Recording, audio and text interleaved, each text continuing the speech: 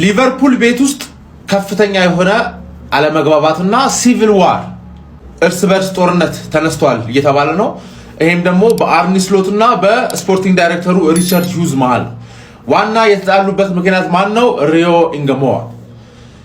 አርኒ ስሎት ክረምት ላይ ለሉዊስ ዲያዝ ምትክ እንዲሆን ኮዲ ጋክፖን እንዲቀይር ኤክስፒሪየንስ ያለው ዊንገር አትሊስት በዲያዝ ደረጃ መጫወት የሚችል ዊንገር እንዲመጣለት ቢጠይቅም ሪቻርድ ሂውዝ ግን ሪዮ ኢንገሞዋን አመጣለት።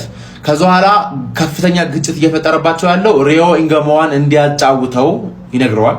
አርኒ ስሎት ደግሞ በዚህ ፈቃደኛ አይደለም፣ ስለ ኤክስፒሪየንስ የለውም ምናምን በማለት ይሄ ደግሞ ከፍተኛ የሆነ መባላት እየፈጠረ ነው ማለት። አርኒ ስሎት ከሳላህ ጋር ተጣላ፣ ከሪቻርድ ሂውዝ ጋር እየተጣላ ነው። ይሄን ሁላ መጣላት ማለት ነው ልክ ነው ልትል የምትችለው ማለት ነው ሜዳ ላይ እየተሸነፈ ቢሆንም የታክቲክ ችግር ከሌለበት ነው። የታክቲክ ችግር ታክቲኩን በልቶታል። ገባህ አይደል? እንደ ማሬስካ ማለት አርኒ ስሎት ግን ታክቲኩ ራሱ ግራ የገባው ነው የሚመስለው። ግራ የገባው ምን ማድረግ እንደሚፈልግ የሚያውቅ አይመስልም። የሊቨርፑል ደጋፊዎች እርግጠኛ ነኝ 90 ደቂቃ የሊቨርፑል ጨዋታ ካያችሁ በኋላ በውጤቱ መደሰት በውጤቱ መከፋት ነው እንጂ እርግጠኛ ነኝ ሙሉ ጨዋታውን እያያችሁ የተቃጠላችሁ 90 ደቂቃ አቃጥሏችኋል። ፕሬስ አያደርግም፣ ሎንግ ቦል መቆጣጠር አይችልም፣ ቢልድ አፑ አያምር። ገባህ አይደል? ይሄ ደግሞ ሁሉም ከሌላው ቡድን ነው ልትል አትችልም። ከሌላው ቡድን ነው 9 ጌም አልተሸነፋችሁም፣ ግን 9 ጌም ተቃጥላችኋል ሳትሸነፉ ማለት እና ኢንገሞዋን እድል መስጠት አለበት እንዴ። 500 ሚሊዮን ያወጡልህ ራስህ እኮ ነው መርጠህ ኢሳቅም ኢኪቲኬን ቨርስም ይምጣልኝ ያልከው። ማንንም አላስገደደ። ገባህ አይደል? ለወደፊት ፊውቸር ምናምን ኢንገሞዋን ቢያመጡ ምን ችግር አለ? ደግሞ ምርጥ ልጅ እድል ስጠው፣ እንደው እድል ስጠው። ከሪቻርድ ሂውዝ ጋር ነኝ። አንቷን ሰሜኞ ቱ ማን ሲቲ ሂር ዊ ጎ ትናንት ሌሊት 8 ሰዓት ላይ ገባችሁ አይደል? ከዛ ለማሽቃበጥ ለጠላትማ እንኳን ደስ አላችሁ ለማለትማ 8 ሰዓት ላይ ከእንቅልፍ ያልነሳም ብዬ ላሻልኩት። ምን አይነት ሆዳም የሆነ ቡድን ነው ግን! ጎይሂንም ይሄንንም ካመጣችሁ ማለት ነው ከባድ ነው። ከባድ ታይትል ሬስ ባቆን ነው። ገባሽ አይደል? ጽድት ያለ ሚዜ ነው የምትሆኑት። ምንም ነገር ብታመጡ ጎድዚላን ብታመጡ ሚዜ ናችሁ ዘንድሮ። ምን አለበሉኝ ነው ብላችሁ ምን አለበሉኝ። ኦሬዲ 9 ተጫዋች አስፈረማችሁ ነበር፣ 10 እና 11 ልታረጉት ነው። አርሰናል ብዙ ተጫዋች ማስፈረሙ ምናምን ነገር ተጫዋች ሲጎዳብህ ቤንች ምናምን ነገር የለኝም ብለህ እንዳታለቃቅስ ማን። ላስት ሲዝንም ፔፕ 12 ሲለጠለጥ 9 ተጫዋች ገባችሁ አይደል?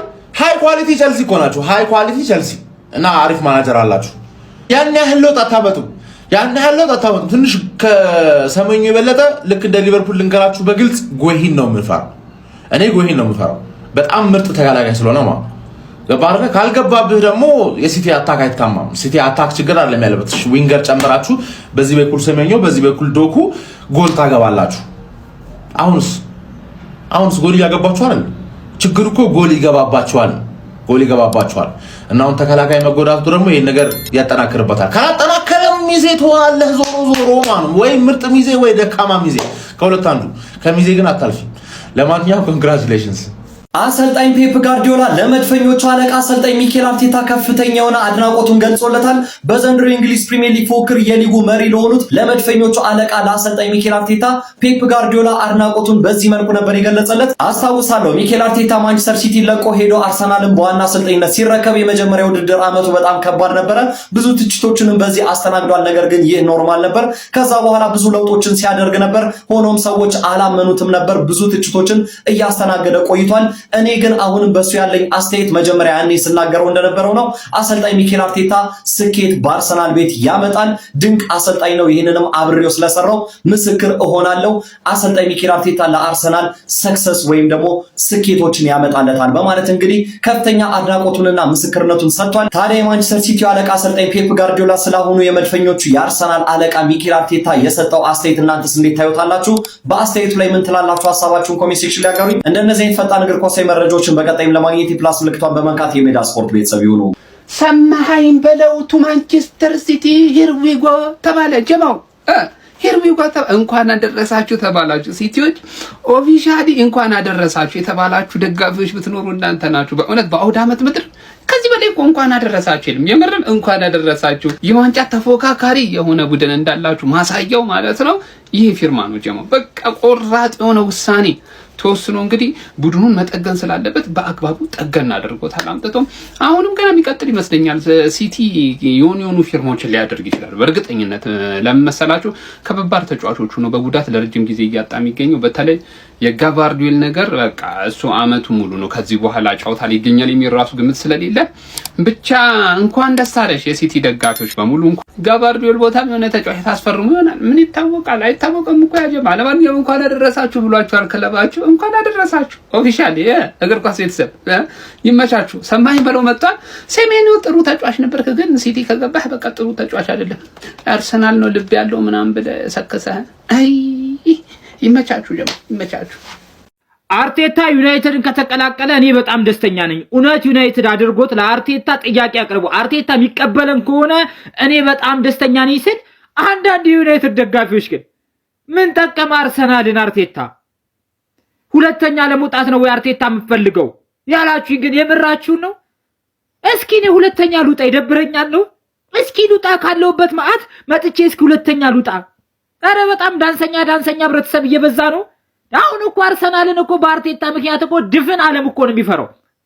እስኪ እኔ የድሮ ክብሬ ተመልሶ ዓለም ይፍራኝ እስኪ ዓለም። ኧረ ተው እባካችሁ። እስኪ እውነት አርቴታ ይምጣና እስኪ እኔ ደስተኛ ማልሆነበት ምክንያት ይገኝ። እስኪ ያርገውና ይምጣ እውነት። አንተ በጣም ዳንሰኛ ህብረተሰብ እየበዛ ነው እንዴ? እውነት ነው እኮ አርቴታ የዋንጫ አሰልጣኝ አይደለም፣ ግልጽ ነው። ግን ደግሞ ቲም ይገነባል። አርሰናል እንደ ዩናይትድ ብትንትን ያለ ቲም አልነበረም። አሁን ግን ዩናይትድ ብትንትን ያለ ነው። እሱ ሊከብደው ይችላል። አርሰናል እንደገነባው ዩናይትድን በጊዜ ይገነባል ብዬ አላስብም። ግን ይምጣና እስኪ ይገንባል። እስኪ እኔ ይደብረኝ እስኪ። እንዴ ኮረ ቀልደኛ ናችሁ በጣም ተጫወቱ እናንተ። በጣም ዳንሰኛ ህብረተሰቡ ናችኋል። ዋው ፈረንጅ። ዛሬ የተሰሙ የዕለቱን ወሳኝ ስፖርታዊ መረጃዎች ልነግራችሁ ነው። ፎሎ እና ላይክ ማድረግ አይረሳ። በቀጥታ ወደ መረጃዎቹ ስወስዳችሁ ለመድፈኞቹ በጣም ጥሩ ዜና ተሰምቷል። እሱም አርሰናል ነገ እንግዲህ ወሳኙን ጨዋታ ከሊቨርፑል ጋር በሜዳው ያደርጋል። ታዲያ ለዛ ጨዋታ በጉዳት ርቆ የነበረው ሪካርዶ ካላፊዮሪ ከጉዳት አገግሞ ለነገው ጨዋታ ሙሉ በሙሉ ዝግጁ እንደሆነ ተሰምቷል ማለት ነው። ታዲያ ሪካርዶ ካላፊዮሪ ሲመለስ አርሰናል አስፈሪው የተከላካይ ጥምረትን ከረጅም ጊዜ በኋላ የሚያገኝ ሲሆን ቲምበር፣ ሳሊባ፣ ማጋሌሽ እና ሪካርዶ ካላፊዮሪ የአርሰናልን የተከላካይ ስፍራ በነገው ጨዋታ ይመሩታል ተብሎ ይጠበቃል። ወደ ማንቸስተር ዩናይትድ መረጃ ስወስዳችሁ ደግሞ የማንቸስተር ዩናይትድ ተጫዋቾች እጅግ እንደተቆጡና እንደተበሳጩ ተሰምቷል። በሩበን አሞሪም ደስተኛ እንደነበሩና እሱ በመባረሩ ከፍተኛ የሆነ ብስጭት እንዳደረባቸው ነው የተሰማው። በነገራችን ላይ ከማንቸስተር ዩናይትድ ጋር ሉዊስ ኤንሪኬ ስሙ እየተያዘ ይገኛል። በፓሪስ ሰን ጀርሜን እንግዲህ የህይወት ዘመን ውል ፈርም ተብሎ እምቢ ሌላ ፈተና ፈልጋለሁ ያለው ይህ ትልቅ አሰልጣኝ በቀጣይ ምናልባትም ማንቸስተር ዩናይትድን በክረምቱ ሊረከብ እንደሚችል መረጃዎች እየወጡ ይገኛሉ። እሱም ወደ ፕሪሚየር ሊግ መምጣት እንደሚፈልግ ለብዙ ጊዜ ሲናገር እንደነበረ ይታወቃል። ታዲያ ዩናይትድ እስከ ክረምቱ ድረስ በኦሌ ጉናር ሶልሻየር ወይም ደግሞ በካሪክ ይመራና በኤንሪኬ ሊቀጥል እንደሚችል መረጃዎች ያሳያሉ። በመጨረሻ ማንቸስተር ሲቲ እንግዲህ አንቷን ሴሜኞ ለረጅም ጊዜ ነው የሚያስፈርመው። በቀጣዮቹ ቀናት የሚጠናቀቀው ይህ ውል እንግዲህ አንቷን ሴሜኞ በውሃ ሰማዮቹ ቤት ለረጅም ጊዜ የሚያቆየውን ውል እንደሚፈርም ይጠበቃል። የተከበርከው የአርሰናል ደጋፊ ሆይ ሀቢቢ እነሱ ጠፉ እኛ ግን አለን ትልልኛለህ። እንግዲህ ያው እነዛን ጉዳይ ጃኢብ የሆኑ ትችቶችን አፈር ዶሜ እያስበላን ማለት ነው። እንግዲህ ጃንዋሪ ላይ ደርሰናል። ያው አሁን ላይ ደግሞ እንግዲህ ወሳኝ ጨዋታዎች ናቸው ከዚህም በኋላ የሚጠብቁን ማለት ነው። እንግዲህ በዚህኛው መንዝ ላይ 6 ጨዋታዎች አሉ።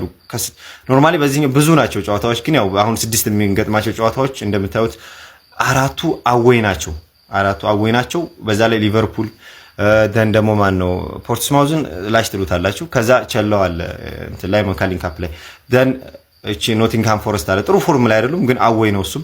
ሲቀጥል ደግሞ እዚህ ላይ ኢንተር ሚላንም ጋር አለ። ይሄንንም እኔ እንግዲህ እስኪ አንደኛ ሆነ ለማንተን ለማለት ካልሆነ በቀር ማለት ነው ቻምፒዮንስ ሊግ ላይ ከዛ ሻሽቷ ጋር አለን ሆም ሻሽቷን ያው የሚናቅት ታውቃላችሁ እኛ ጋር አዛ ናቸውና ኖርማሊ ከነዚህ ከ6 ጨዋታዎች ስንት ነጥብ ያስፈልገናል? ስፔሻሊ ፕሪሚየር ሊጉ ላይ ያሉብን 3 ጨዋታዎች ማለት ነውና ምን ያክል ነጥብ እንሰበስባለን የሚለውን እስኪ ኮሜንት ላይ ታስቀምጡልኛላችሁ። እኔ ስፔሻሊ ፕሪሚየር ሊግ ላይ ያሉትን እና ላይክ ከቸላው ጋር የምናደርገው ላይ በደንብ ሲሪየስ መሆን ይኖርብናል ብዬ አስባለሁ። ከዛ ውጭ ፖርትስማውዝ ጋር ያለንም ላይክ በቤንች መሞከር እንችላለን። ኢቨን ኢንተሩን ጨዋታ ራሱ ምንም እንታ አይሰጠኝም በግሌ ማለት ነው። ምክንያቱም አንደኛ ሆነን ከዛ በኋላ ኪያራትን አብዮታዊ እርምጃ ከለጠፍናት አንደኛ ሆነን የመጨረስ እድልም ስላለ ማለት ነውና እስኪ ሐሳባችሁ ምን ይመስላል? ኮሜንት ላይ አስቀምጡ። ይመቻችሁ። በዚህ ቪዲዮ ሁለት መልእክት ለማስተላለፍ ነው የመጣሁት። የመጀመሪያው መልእክቴ እንኳን አደረሳችሁ ማለት ፈልጋለሁ። ገነርስ ፋሚሊ፣ መድፈኞቹ፣ መሪዎቹ፣ አንደኞቹ እንኳን አደረሳችሁ ማለት ፈልጋለሁ። ከዛ ባለፈ ደግሞ ሁላችሁም ፎሎ ለምታደርጉ የትኛውን ክለብ ደጋፊዎች እንኳን አደረሳችሁ መልካም በዓል ማለት ፈልጋለሁ። ከዛ ባለፈ ደግሞ ማለት ዛሬ ማንቸስተር ዩናይትድ ከበርንሊ በበዓሉ ምድር እንደሚጫወት ይታወቃሉ። ታዲያ ሁላችንም ኢትዮጵያውያን ለወንድም እህቶቻችን መደገፍ ያለብን ይመስለኛል። ምክንያቱም በበዓሉ ምድር መቃጠል ያለባችሁ አይመስለኝም። ዛሬ ከጎናችሁ ልንሆን ይገባል። ከወዲሁ መልካም ምኞቴ ነው ማንቸስተር ዩናይትድ እንዳሸንፍ መልካም ምኞቴን መግለጽ እፈልጋለሁ። ወንድማዊነት ነው። እኛ ኢትዮጵያውያን መተጋገዝ አለብን። በበዓሉ ምድር ደግሞ የትኛውም ኢትዮጵያዊ ወንድመቶቼ አዝኖ ማየት ስለማልፈልግ መልካም ምኞቴን እገልጽላችኋለሁ። ከዛ ባለፈ ለሁላችሁም እንዳልኳችሁ መልካም በዓል ይሁንላችሁ ብያለሁ። ገና በመጀመሪያው ጋዜጣዊ መግለጫ የጠየቁት ጥያቄ ምንድነው? ልጆችህ ማንቸስተር ዩናይትድ ዋናው ቲም ስኳድ ውስጥ አሉ እነ ጃክ ፍሌቸር እና ነገ ከበርንሊ ጋር ለሚኖረው ጨዋታ ቋሚ 11 ውስጥ አስገባቸዋለሁ ወይ? እኔ ምን አይነት ግን ምን በቃ ማንቸስተር ዩናይትድ ማለት እንጀራቸው ነው። ለነዚህ ጋዜጠኞች እንጀራቸው ነው ማንቸስተር ዩናይትድ እና ለማንኛውም ነገ ከበርንሊ ጋር ለምናደርገው ጨዋታ ዳረን ፍሌቸር የመጀመሪያውን ጋዜጣዊ መግለጫ በማንቸስተር ዩናይትድ አሰልጣኝነት የመጀመሪያውን ጋዜጣዊ መግለጫ ሰጥቷል ማለት ነው። እኔ አጠር አድርጌ ያቀርብላችኋለሁ። ኮፒ ሊንክ፣ ሼር፣ ሪፖስት ማድረግ ደግሞ እንዳይረሳ። በጣም ቆንጆ ቆይታ ከጋዜጠኞች ጋር ነበረ። ያው ጨዋታው ላይ ስለሚገኙና ስለማይገኙ ተጫዋቾች የጠየቀው ሩበን አሞሪም ልል ነበር። አይገርምም? አምልጠኝ ዳረን ፍሌቸር። ለማንኛውም ነገ አስደሳች ዜና የሆነው ብሩኖ ፈርናንዴስና ሜሰን ማውንት ለነገ ጨዋታ ዝግጁ መሆናቸውን አረጋግጧል። የተወሰነ ደቂቃም ቢሆን እንሰጣቸዋለን። ያው አሁን ነው ገና የተመለሱት የመሬት ላይ ልምምድ የጀመሩ፣ ግን እንደዛም ቢሆን የተወሰነ ደቂቃ እንሰጣቸዋለን። ለነገ ጨዋታ ዝግጁ ናቸው፣ ትሬኒንግ ሰርተዋል ሲል ተናግሯል። እና እንዴት እንደሆነ ይህንን ወንበር እንደያዘና ከነ ዊልኮክስ ጋር የነበረውን ግንኙነት ባጭሩ ሲያስረዳ በጣም አፋጣኝ የሆነ ነገር ነበረ፣ አስቸኳይ ነገር ነበረ። ብዙም የተነጋገርነው ነገር የለም። እኔ አሁን ሐሳቤ ስለ በርንሊ ጨዋታ ነው። ለበርንሊ ጨዋታ ብቻ ያለውን ነገር ልጠይቁን ትችላላችሁ። የተለየ ነገር ግን የለንም፣ በ24 ሰዓት ውስጥ ያለቀ ነገር ነው ሲል ተናግሯል። እንዲሁም ደግሞ ከሱ ጋር ከቡድን ስታፍ ውስጥ ከሱ የአሰልጣኝ ስታፍ ውስጥ ያሉትን እንትኖች ሲጠየቅ እነ ጆን ኢቫንስ ከሱ ጋር አብረው እንዳሉ የተለያዩ ብቻ አሰልጣኞች ከሱ ጋር እንደሚካተቱና አብረው ለነገ ጨዋታ ከጎኑ እንደሆኑ ተናግሯል። ማንቸስተር ዩናይትድን በማሰልጠን ምን አይነት ክብር ይሰማል ወይም ደግሞ ይሄንን ቦታ ለመረከብ እንዴት ወሰንክና እንዴት ላይክ እዚህ ቦታ ላይ ተቀመጥክ አይነት ጥያቄ ነበር የተጠየቀው። ይሄንን ክብር በማግኘቴ እኔ ደስታ ነው የተሰማኝ። ማንቸስተር ዩናይትድ ጠይቆኝ እኔ ምንም አይነት ነገር እምቢ ልል አልችልም። ስለዚህ ሌላ ረጅም ነገር የለውም። ከበርንሊ ጨዋታ ጋር ያለኝን ነገር እጮታለሁ። ሁሉንም ነገር ለበርንሊ ጨዋታ እንዘጋጃለን። ግን ትልቅ ክብር ተሰብቶኛል እኔ ለማንቸስተር ዩናይትድ የማንቸስተር ዩናይትድ አሰልጣኝ ሆኜ በመሾሜ ብሎ ተናግሯል። እንዲሁም ደግሞ ቀደም የነገርኳችሁን ጃክ ፍሌቸርና መንትያ ልጆቹ ስኳድ ውስጥ አሉና ነገ እንዴት ነው ከበርንሊ ጋር ቋሚ 11 ውስጥ አስገባቸዋለሁ ወይ ብሎ ለተጠየቀው ጥያቄ ያው የመልበሻ ቤት ሚስጥር እኔ ወይም ደግሞ ቋሚ አስተላለፍን ወደ ውጪ አናወጣም። እነሱ ከኔ በፊት እኔ እዚህ ከመምጣቴ በፊት ነው እዚህ ስኳድ ውስጥ የተካተቱት። ስለዚህ የመጫወቻ ቻንስ ሊኖራቸውም ላይኖራቸውም ይችላል። ግን ይሄ ከቤተሰባዊነት ጋር የሚገናኝ ነገር አይደለም፣ ነገ ታዩታላችሁ ሲል ጥያቄውን መልሷል ማለት ነው። ያንተ ወይም ደግሞ የጃክ ፍሌቸር ማንቸስተር ዩናይትድ ምን አይነት ማንቸስተር ዩናይትድ ይመስላል ወይም ደግሞ ምን አይነት ጨዋታ ልትጮት ይችላል ተብሎ ደግሞ ሌላ ጥያቄ ጠይቆ ነበረ። የኔ ማንቸስተር ዩናይትድ እኔ የነበርኩበት ሰዓት ላይ ሲጮት የነበረው ማንቸስተር ዩናይትድ ነው። እኔ ጋር የምታዩት የተለየ ነገር የለም። እኔ የማውቀው ማንቸስተር ዩናይትድ ወይም ደግሞ ድሮ እኔ የነበርኩበት ማንቸስተር ዩናይትድ እኔን ይመስላል። በቃ የምጮተው በዛ አይነት ሲስተም ነው። ሌላ የተለየ ነገር አላረግም ሲል ተናግሯል ማለት ነው። በቃ እነዚህ ጋዜጠኞች ማለት ነው ማንቸስተር ዩናይትድ ቤት ውስጥ እንጀራ በለው በቃ ምንም ነገር እንትን የሚላቸው ነገር የለም። በቃ የሚመጣውን አሰልጣኝ እንደዚህ ጋዜጣዊ መግለጫ ላይ ያንገበግቡታል ጠብቀው ማለት ነው። ስለዚህ ምንም ዳረን ፍሌቸር የተለየ ነገር የተናገረው ነገር የለም። እኔ የተሰጠኝ ስልጣን እቺን 24 ሰዓት ለመጠቀምና የበርንሊን ጨዋታ ለመዘጋጀት ነው። የበርንሊን ጨዋታ ላይ ለሱ ትኩረት አድርገን እንዘጋጃለን። ከዛ ጨዋታ በኋላ የሚመጣውን ነገር አብረን እናያለን ብሎ መልሷል። እንዲሁም ደግሞ ፐርማነንት አሰልጣኝ ሆነ ትቀጥላለህ ወይ እንዴት ነው ያለው ነገር ተብሎ ለተጠየቀው እንደዚህ አይነት ነገር የሚባል ነገር የለም። እኔም አሁንም ቢሆን ምነግራችሁ ለበርንሊ ጨዋታ ነው እዚህ የተቀመጥኩት። ስለዚህ እሱን ጨዋታ ነው ብቻ ማስበው ሲል ተናግሯል ማለት ነው። የእውነት እንግዲህ ማንቸስተር ዩናይትድ በቃ እንደዚህ የሆነ ሁሌ ነው የምናየው ማለት ነው። ስለዚህ የተሻለውን ነገር ያምጣልን ብለን እናስባለን። ለማንኛውም ኮፒ ሊንክ ሼር ሪፖስት ማድረጋችሁ እንዳይረሳ። ይመቻችሁ ማንቸስተራውያን።